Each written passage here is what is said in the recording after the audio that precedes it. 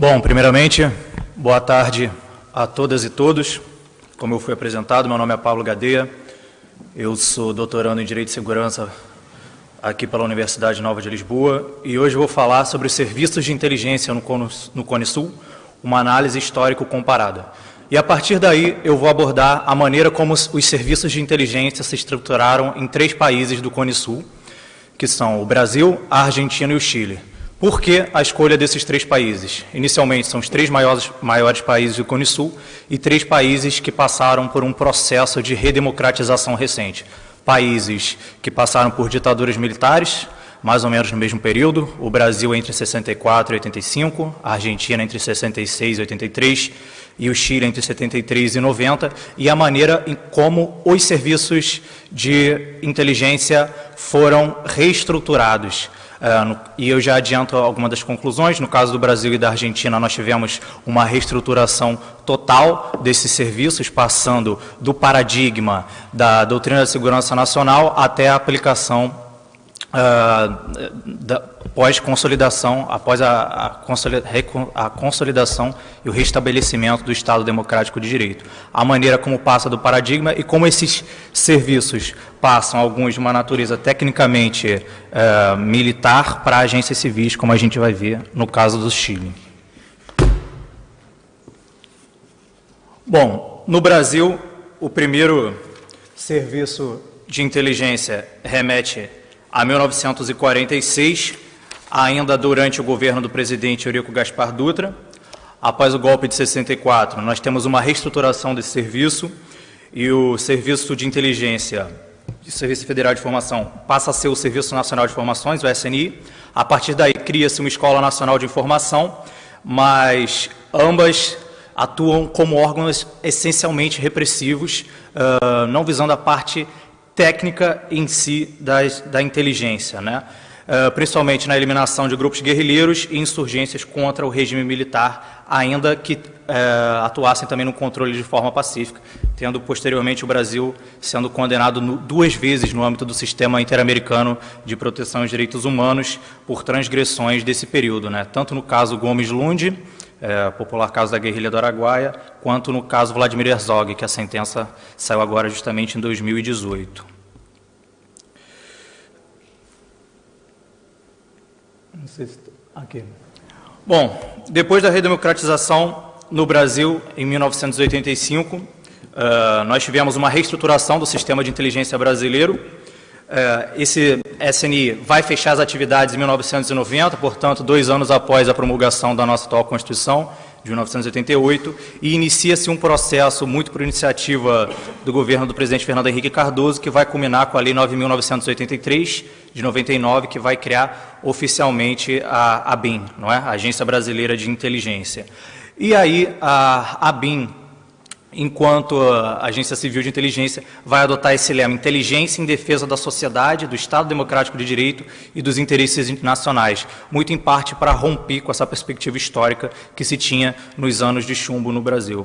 Portanto, a ABIN vai se estruturar como um órgão consultivo direto do Presidente da República e vai ser responsável pelo planejamento, execução, coordenação, supervisão e controle das atividades de inteligência do país. E aí eu trago a citação da própria lei de 99. Já em relação à Argentina, o primeiro órgão de inteligência vai remontar mais ou menos à época que a gente teve o primeiro órgão no Brasil, vai ser durante o primeiro governo do general Juan Domingo Perón, né, portanto, entre 46 e 52, e aí vai se criar a chamada Secretaria de Inteligência de Estado, que vai passar por algumas reformas, quando nós temos a Lei de Segurança Interna Argentina em 1994, em que existe um controle da atuação dos serviços de informação, porém o CID, com essa nomenclatura, vai se manter até 2001, quando é promulgada a Lei de Inteligência Nacional, a Lei número 25.520 de 2001, que vai reestruturar todos os serviços de inteligência da Argentina. A Argentina teve uma série de acontecimentos. Em 92 nós tivemos um ataque à Embaixada de Israel. Em 94 nós tivemos um ataque à AMIA, que é uma associação judaica, também da mesma forma. E tudo isso, fora os escândalos que nós tínhamos com a espionagem antes do controle doméstica, no caso, né, podemos dizer, de espionagem doméstica, vão motivar a criação dessa Secretaria de Inteligência em 2001. Tem mais 5 minutos, né? 5 minutos. Então, vamos pular para o Chile.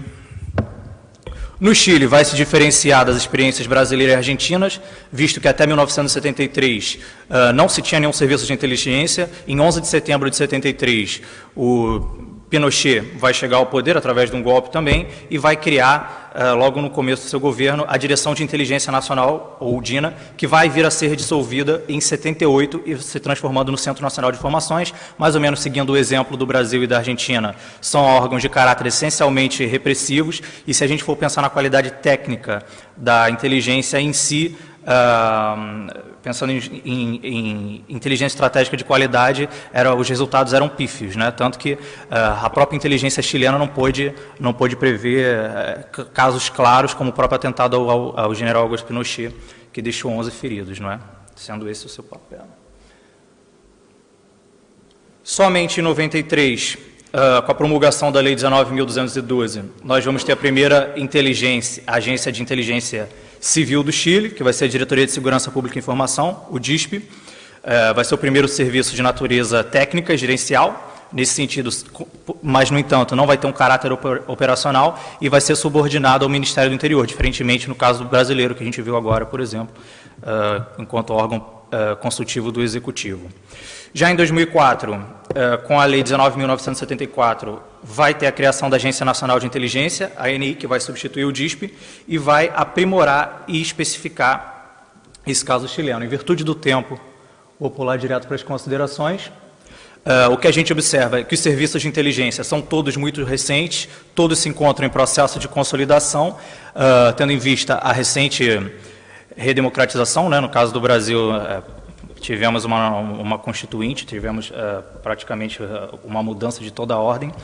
No caso da Argentina, tivemos reformas constitucionais profundas, bem como no Chile, mas a gente observa que ainda existem falhas graves nesses serviços de inteligência, como a falta de controle externo, e muitas vezes esse controle que se dá, ele é basicamente formal e um momento posterior à atuação das agências que por fim, perpetram algumas irregularidades, né? No caso do Brasil e da Argentina, tanto na década de 90 quanto na década de 2000, nós tivemos alguns escândalos de espionagem doméstica, práticas operacionais que eram desenvolvidas durante esses governos ditatoriais e que se encontram ainda um pouco enraizadas, né? Nos quadros da Agência de Inteligência Argentina, nós ainda tínhamos a presença de indivíduos envolvidos na tortura na época da ditadura militar, ainda que o artigo 23 da Lei de Inteligência Nacional, que eu citei anteriormente, proíba expressamente. Então, a gente observa que, no caso do Brasil e da Argentina, por causa desses escândalos, que eu não pude me alongar por virtude do tempo, ainda se encontra enraizado o mau uso desse serviço de inteligência, ao passo que no Chile nós tivemos menos problemas na implantação, ainda que toda essa sistematização da inteligência tenha começado praticamente do zero. Apesar desses problemas, parece haver um saldo positivo, tendo em vista que, nesse contexto pós-redemocratização, os processos de globalização exigiram novas demandas desses países do Cone Sul e exigem a atuação de uma inteligência de modo a maximizar a potencialidade de ação dos Estados, né? Diferentemente da época das ditaduras militares, que, apesar do forte cunho nacionalista, ainda existia uma cooperação por conta da Operação Condor, né? Hoje em dia não se dá mais da mesma forma, mas observa-se que a atuação dessas agências tem sido bastante benéficas. Bom, como eu já cheguei aos 9 minutos e 20 segundos, paro por aqui minha apresentação, mas estou à disposição no debate para alguma dúvida e também para poder falar um pouco melhor. Sei que é bastante informação, o tempo é curto, mas espero que tenham gostado e eu deixo aí a bibliografia, as referências bibliográficas e os dados que eu apresentei e convido todos a lerem um artigo final, né? Esse é um artigo que a gente está desenvolvendo no âmbito de uma disciplina aqui do doutoramento, uma disciplina ministrada pelo professor Jorge Bacelar, e a investigação completa deve ser publicada muito em breve. Então, agradeço a todos e até uma próxima.